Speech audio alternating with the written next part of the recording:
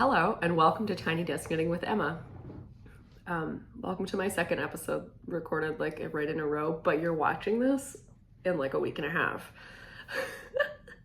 I am recording this in advance because I have to go to New York for a week to work with teenage girls who are, we're training them to be professional church musicians. And it's a great time. I used to go to this course when I was younger. I've worked for them for 10 years. It's my favorite week of the year. When I was a kid, I sang this to Hannah yesterday. I said, when I was a kid, and this is when I'm in high school kid, like a teenager, and I would go to this course. I was like, I was kind of like a nerd in high school. I wasn't like super nerdy or anything, but like my friends and I were like, you know, we were kind of school focused and like into doing well in school. And Lauren and I, my best friend Lauren, whose wedding I'm attending shortly, in a week and a half, oh my gosh. Lauren and I would like literally in junior year, we would spend almost every single night studying for AP US history, and we would paint our nails and we would study for APUSH. And like, that's the kind of person I was in high school. And I mean, there were like different groups of people in my high school. It didn't really matter. Like, I was kind of who I was, but I was really into choir and like serious choir stuff, not like school choir. Like I was head chorister at church, the Episcopal church at the cathedral. I was singing in the VYO, Vermont Youth Orchestra chorus. I was section lead in the VYO chorus for the last part of high school, which meant that I was literally responsible for like teaching my entire section their parts all the time. Did that. I was in a couple of other things, community choir things. I did the school magical choir for a bit.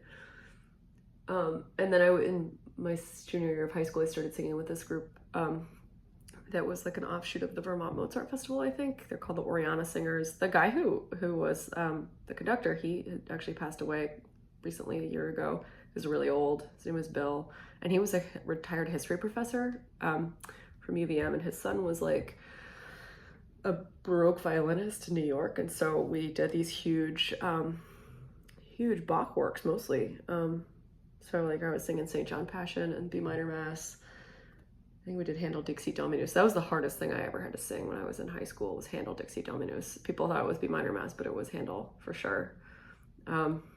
If you don't know anything about classical, this isn't classical music. I'm talking about Baroque music, but I'm not trying not to get into the musicology right now. Like the musicologist in me was really strong even in high school. Basically, I was really just like into music history and singing stuff from the Baroque and Renaissance periods. So anyway, I would go to the girls' chorus every summer, and I was like, number one, not too socially awkward, because sometimes people who do that kind of thing are socially awkward. And number two, I was like good enough at singing that people like respected me. And so it was like the marriage of like, this was the place where I was like a goddess. And so I went with my two very good friends from Vermont who were both younger than me. And it was like the place where people thought we were the coolest people on earth. And we were like, this is the best place ever. And I loved the girls' course so much that I started working for them when I was in college, and still do. So it's been one of the greatest joys of my adult life, is getting to give back to the girls who, you know, when this course gave so much to me. And it's been up and down in the last several years. We haven't had it actually since 2019, 3 years because of COVID. So hopefully things go well. I'm really glad to be getting over COVID now, so that I will not be having it there or giving it to people there or getting it there, whatever, you know, for the wedding and all that. So I'm really excited to go.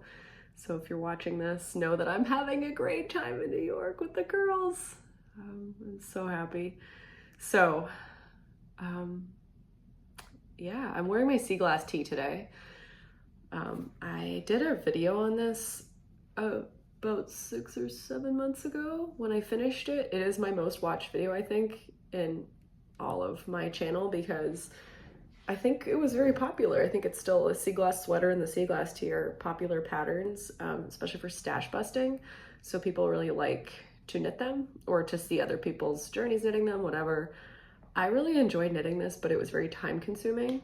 I did knit it all from scrap. I don't know if you can really see this. There you go. You can kind of see more. It is literally 1x1 color work in fingering weight. It is an intense, intense piece.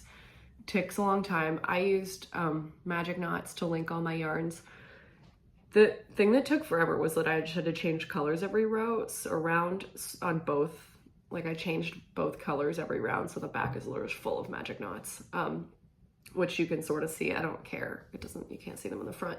Eventually, when I got about halfway down the body, I was like, this is taking forever. I don't want to do it, whatever. So, because I would choose my colors in advance. I would like line them all up on my floor and like do, you know, you can see there's kind of shifting color stories here. Like it goes, there's some green, blue, pink, purple, you know, and it just kind of repeats. So I was like, let's find out how long of a piece of yarn I need to do one round in one color. So I did that. When I figured that out, I was like, great. And so I just started cutting lengths and knotting them together like I would do 20 at once. And that made it go way faster. I will say, like, figuring that out. So if I knit this again, I would, and I'm thinking of knitting another one, but I would think I would keep one color the same, like I would do white with random other colors. I think I might do more of like a little bit longer, you know, like a few rounds and then change. I think I would try and do like a gradient, like shifting colors, something like that. So I don't know, but I have thoughts, but I'm like, you know, in the end, I would rather do other scrappy projects too, because the list is long and this one takes a long time. It's worth it. I love this top.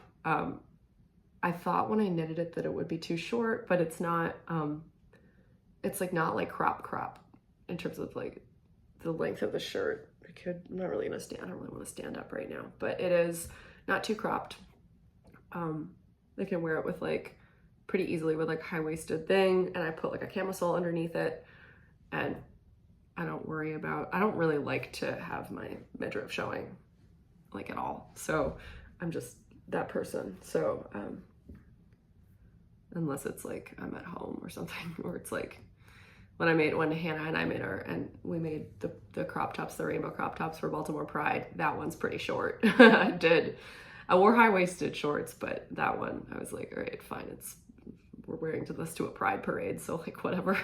Jordan's was tiny. I made Jordan's as a prototype, and it didn't fit me, and so Jordan wore it, and it was like just like a bra, and she wore it with overalls. It was really cute though. Okay, so what am I talking about? I've just been like recording for the last 40 minutes, so I'm like,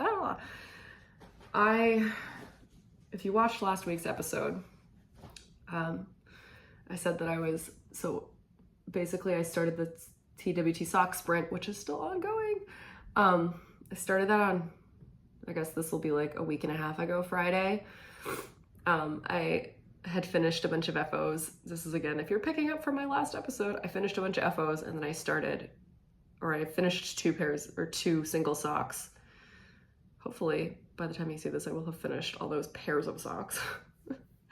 We'll see how much I get done this week. But on Saturday morning, I knit too many socks on Friday, and I was exhausted. So I was like, I need a palette cleanser. I need to work on a sweater.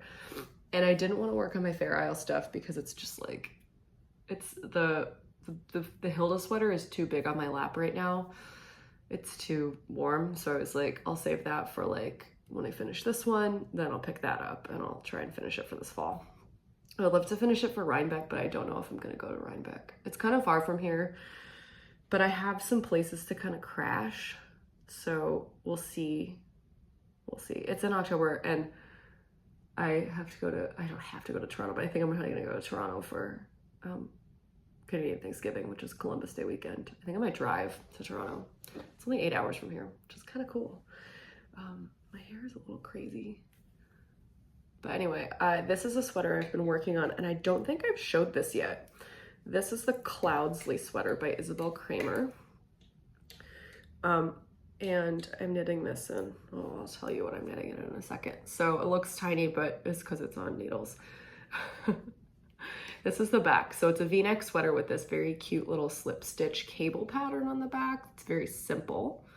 This is done, again, slip stitches and then a little cable with the slip stitches, which actually makes it really easy to knit them without a cable needle. I'm not using a cable needle for this. It's all 1x2 cables, and if you slip the stitch off the needle, it doesn't go anywhere because it's part of the slip stitch is a slipped stitch, and when you're like dropping the other stitches, that stitch is not in the same, it's hard to explain this, but it's like not in the same row as those, so it doesn't like try to pull the yarn. I don't know, it's complicated, but I can do this pretty easily without a cable needle, basically. So the construction of the sweater is really interesting. You knit it because it's a V-neck. It's a shallow V. This doesn't go all the way to the sleeve separation. So most V-necks that I've knit before, they go all the way to the sleeve separation. But this one doesn't. There was like 15 rounds, I guess, between joining the V in the front and then separating the sleeves. I tried this on yesterday on my knitting barber cords and it fits perfectly. Very excited. So the shaping, Isabel Kramer does really interesting neck shaping. There's a lot of like double decreases along here. This is just the shoulder, and then you kind of split off and do the sleeve. It's all seamless. It's hard to see. Sorry, let's do it this way. It's hard to see, and it's hard to explain, but there's basically, yeah, double increases here along this part, and then you stop increasing on the body and you do sleeves, and the sleeves kind of grow from this center point here. And you do these purl ridges along the sleeves. You've probably, if you watch my channel, there's purl, it's like a fake seam. It's very cool. If you've followed my channel for a little bit, you might have seen me talk about the Aldous sweater by Isabel Kramer. I've knit 3 Aldous sweaters. I love the Aldous sweater. That's kind of like a good warm-up for this. This has really complicated shaping. On the neck. I mean, it's not that complicated. Like, you can definitely do it if you follow the instructions. It's just like a lot of dense, kind of the way that she writes the patterns. It's not like charted. You eventually figure it out. Like, there's a clear like pattern that emerges and you don't have to look, but like you're just kind of like looking at this line of text. It's like a paragraph and it's just like the instructions for one row. And you're like, this is so complicated because there's so many markers and there's so many sections, and it's like, did I increase in the right place? Oh my gosh, like what's happening here? Like, you know, when I was doing this top part and I was increasing really fast, I was like, I hate increasing double increases and increasing on both sides, but it blocks out. It looks cool. It kind of looks like this little seam almost, and it's gonna be fine. I think there's a little detail around the neck. I was gonna say this part looks finished, like the edge of the neck, it's just knit 2 and then purl 1. I don't know how this looks so good, but I think it has to do with the purl 1 here in the middle of these knit stitches. It almost looks like an I-cord edge, but you do finish it with the same way you finish the bottom of the sweater, which is like with these purl ridges and like a knit row in between them or something. It looks cool regardless. I'm not sure, but I'm excited. So yeah, this has been fun. I had knit some of the neck up to now, and then on yesterday morning or Friday night, I guess I picked it back up. Friday night I joined the front. Saturday morning I knit the rest of the yoke and separated the sleeves, and then I knit like 2 repeats of the slip stitch. The slip stitch pattern is 4 rows long. There's also a purl seam down the side here. So, or rounds. It's 4 rows of rounds. So I always try to finish after round 4 so that I know where I am in the pattern. So I recommend doing that, or like keeping like a notebook where you write how many rows you've done. Like, I mark in the actual pattern when I'm working on neck shaping, like which part I'm up to, because it's just like it's a lot of text in the pattern. But I don't know, my mom and her friend Anna are making this sweater as well. I don't think my mom started hers. The pattern has like the sample, one of the samples is a t-shirt and one of them is long sleeves. I don't know which one Anna's doing, but my mom's doing a t-shirt. She's making it for her sister Carrie. in this like yak merino. It's gorgeous. And Anna, I don't know what Anna's making it, but Anna has started, and she was texting me that this was like really complex. And I was like, I know, it's crazy. Like, she was very like, I think the neck shaping also confused her. And so we were like talking about it, and I was like, yeah, I just followed the instructions and it showed up, and it was just like confusing. But I just like read it carefully, and we were both just kind of like, why is it so complicated? But it was fine. I think we both got it, which is good. So yeah, that was fun. And oh, the yarn. So I've almost finished one ball. I probably showed this like a few months ago because I got this at Maryland Sheep and Wool. So I definitely would have showed you this yarn, but maybe I had started the sweater. Anyway, it's from Fluffy U Fiber Farm, which I think is in Pennsylvania, but I'm not positive. We're pretty close to the Pennsylvania border here. It's like an hour away-ish, I think. I guess it depends on which road you take. I think if you take 83, which you can basically goes to Harrisburg, it's like an hour-ish to PA. 83 is the interstate that goes directly to Baltimore. Like, it comes into the city. I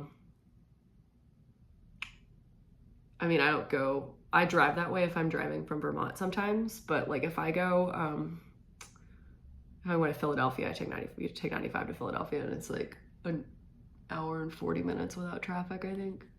And that is the border of PA and Delaware, basically, and Jersey. Like Philadelphia is kind of like in the corner there of Pennsylvania, the southeast corner of Pennsylvania. And if you follow my channel, I don't know if I've ever said that I used to live in Philly. I'm sure I've said that before. I used to live in Philadelphia. So I did grad school in Philadelphia. So anyway, this is 100% Blue Face Leicester, 2-ply fingering, 450 yards, 4 ounces. Yeah. So I have 3 of these. It is very soft. BFL is not always this soft. It sometimes feels to me like a little, much more like prickly. I mean, a long staple can feel soft, but it doesn't always. Like Wensleydale, I think some people find it kind of like, it's a weird feeling, like almost it prickles them. I don't know. I find Wensleydale fine, but I'm not sensitive. This does not smell like it came right off a sheep. It's clearly been washed, which is probably why it's so puffy. I think most of the lanolin's been taken out, which is why it doesn't smell like a sheep. There is some VM, or veg matter, for those of you who've never heard that before, in this, like little pieces of hay. I'm just pulling that out, but not a lot. Like if you knit with Briggs & Little, there's quite a lot of vegetable matter in there, like hay and stuff. Not too much, less than there used to be. I think when I was in grad school, I would like collect the VM and Briggs & Little in this little like glass that I would like pick it out and see how much was in like each sweater, like collect it. It's just kind of like a habit that I had, and I really liked picking it out, so I would. But this is really nice. It's very, it's natural. I think it says 100% Blue Face Leicester natural on the label, so it's clearly not dyed or bleached. It's kind of a taupey, mushroomy color. Jordan was talking about how much she liked the color yesterday. So the slip stitch pattern on this is really easy to memorize, so I really wanted to get this sweater past the point of sleeve separation so that I wasn't looking at the pattern anymore. I could knit it just without thinking too much. It's mostly, obviously, it's just mostly knitting in the round. There's a purl stitch at each side that I'm doing. It's a faux side seam. Isabel Kramer has that feature on a lot of her patterns. And slip stitch pattern is super easy to memorize. And the more I do the actual cable part of it, the faster it goes. It's great. So sometimes I find that, this is again mostly vanilla knitting, it's like sometimes I find that it gets kind of boring sometimes. Not always. Sometimes you need that round and round and round just because you're sitting there on Zoom or having conversations with people or for whatever reason. But definitely I find that yeah, for for some things it's nice to have like a little bit of interest that you have to like just for a second use your brain about. And like, again, every fourth row you have to do this little slip stitch cable, which doesn't take very long, especially if you get used to it. I really find that works for me on socks. Like, I really like the lace pattern to be simple. I love like a simple panel lace where you're knitting around most of the sock, but then you get here and you either knit across most stitches or you're slipping, or you purl the edges, or you do a little lace. It's really simple. It goes quick. You quickly go through 4 rows, which is, if that's your repeat or whatever, and you get a lot done like in one sitting, but it feels like it's not, like there's just enough something for your brain to be focusing on. Anyway, I like this slip stitch pattern so much, I'm considering using it on a sock. I'm not sure if I would do it all the way around, just because there is a cable. It could be a little fiddly with sock yarn, but I'm thinking of doing it as a single panel of this little V lace. I think that would be really cute. So there's 2 socks that well, 3 socks I haven't knit yet for the 13 total. So I've knit 10 of the patterns. 1 I have designed, but I haven't knit it yet. And then the last 2, I think I have a pretty good handle on the Lady Catherine de Bourgh socks and what it's gonna look like. I'm trying to decide if I'm gonna like start it on the back and have it like wind around the front of the sock, which I think would be kind of cool. There's a pattern in 52 Weeks of Socks by Lina, well, published by Lina, that does that I knit once, and it was very cool. I think Lady Catherine de Bourgh is kind of like, you know, the snaking vine of a sock. I don't know, but I might just do it on either side. That's gonna be a lace panel sock, but it's not gonna be the whole, it's not gonna be like in the middle, like on the Emma Woodhouse socks. It's gonna be like up the sides. I think it's gonna be cool. And the other one I haven't done yet is Fanny Price. Maybe I'll do these for the Fanny socks. Like, I'll do like a panel. That could be good. I did the panel sock for Kitty Bennett. My Lizzie Bennett also has a panel, but it's 3 panels. Like, it could just be 1 panel down the side, but instead I did 3 panels the same down the front of the sock. So I thought about like using the same panels in like different places on the socks to like create more interest, but in the end I did not do that in any of the patterns. Like, I just thought, you know, it's a nice idea for like a little series. Like, if any of you have ever knit Helen Stewart's Handmade Sock Society patterns, for instance, she sometimes will take like a technique that she's used in one sock in the same like season, and she'll like put it on another sock in a different way. Like in season 2, which is my favorite set of 6 socks, she had the Shell Cottage socks, which is like a really beautiful little mock cable texture pattern. And then she took that mock cable, like it was like all over texture on the Shell Cottage socks. And she took that cable and she just put it on the sailing school socks and did it as a panel. And it was like a really nice way to kind of tie the set together. It was really cute. I loved that. I just thought that was like a nice detail of the set. So I'm thinking of, I thought about kind of like fiddling with some of the lace and doing, you know, taking a piece out and putting it somewhere else, or for another sock, maybe next year, do a remix of each pattern. No, I need to get through this year and start knitting other people's sock patterns again. It has been quite a year of socks already. It's like, again, we're just over halfway through the year now, and I have knit 30 pairs of socks. So I don't know if it's sustainable to keep that up for the second half of the year. I will probably be knitting these patterns into 2023. I don't know. It's so much, guys. It's so much. I really like knitting the socks, but it's just like, wow, this is a lot of socks. And I've now, you know, it started with, oh, I'm gonna knit 1 pair of each and then 2 pairs of each, and now I'm like knitting 4 to 5 samples of each sock.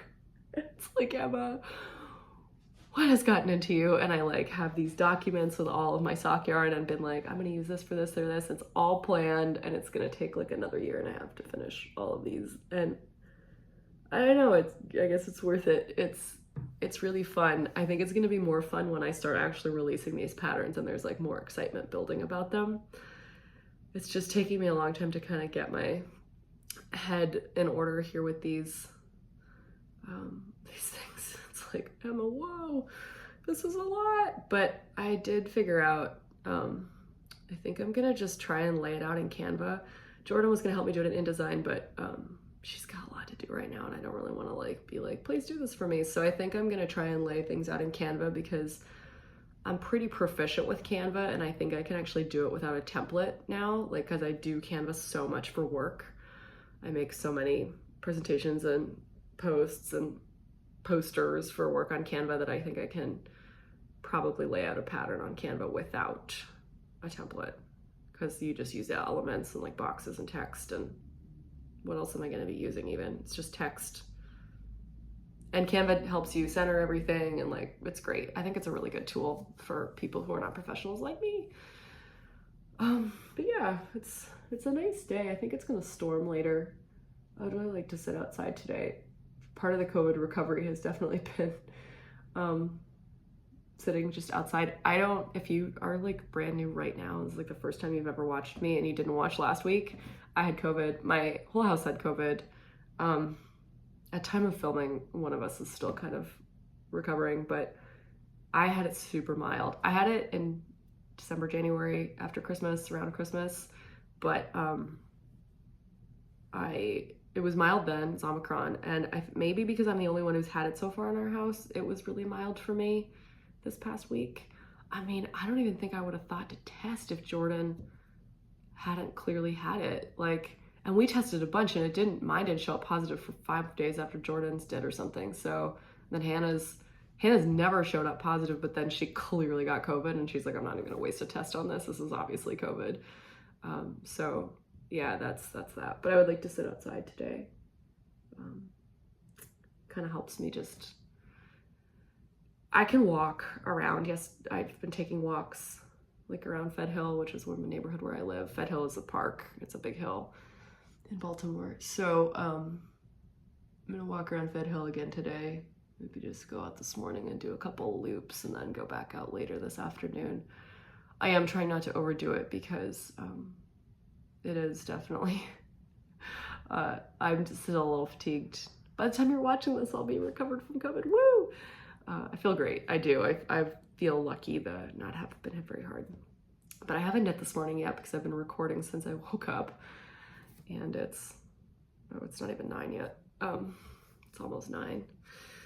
I did sleep till almost 7:30 this morning, which is rare for me, but I'm sick, so I guess it's not that crazy.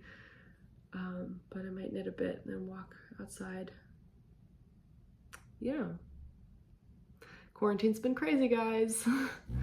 I have been in the house since Jordan got sick, so it's been now a week and a couple of days. It's been a week and a half since I've been in the house.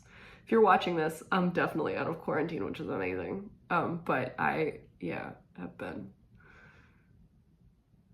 kind of in the house, like, again, just going a little stir crazy. We've watched a lot of movies. We've done a ton of knitting. I've sat outside. I've read a bunch for work. I've been working from here. We play a lot of Set. I don't know if you guys know the game Set. I think most people do. It's a pretty popular game. It's like a card game. Hannah and I both have used to play it when we were kids, and we're pretty well matched. She's a little bit better than I am, but we're pretty evenly matched with Set, and sometimes Jordan will come downstairs if we're playing and she'll join us, which is fun. Sometimes we play it on the roof if it's the early evening and it's not too hot and the sun kind of goes behind the buildings and starts to set, so it's not like direct sunlight. So we like to sit on the roof. If we're feeling up to it, we like to sit on the roof after dinner. So yeah, that's that. Yeah. So yeah. Thank you for watching, I guess. I think this has been it.